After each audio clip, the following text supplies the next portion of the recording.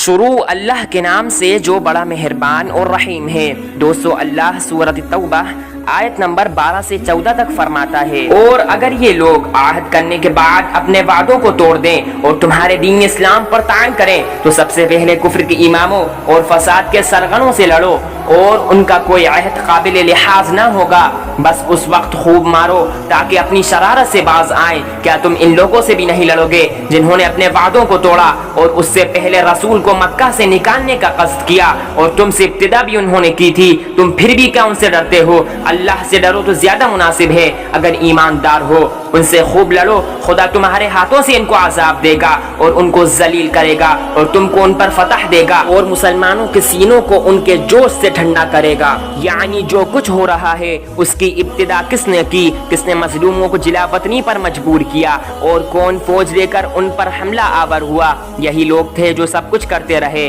اب اگر ہم ان کے خلاف ہتھیار اٹھانے پر مجبور ہوئے ہیں تو اس کی ذمہ داری انہی پر ہے۔ یہ دفاعی جنگ بھی انتقام کے خیال سے یا دنیاوی انتفاع و تغلب کے لیے نہیں ہے، بلکہ محض اس لیے ہے کہ ارباب ظلم و تشدد اپنی بد کرداریوں سے باز آ جائیں۔ چنانچہ یہی وجہ ہے کہ ناگزیر حالات سے زیادہ ایک لمحہ کے لیے بھی قرآن نے جنگ کا قیام جائز نہیں رکھا، اور پے در پہ عہد شکنیوں اور سخت سے سخت مظالم کے بعد بھی دشمن پر دروازہ کبھی بند نہیں کیا۔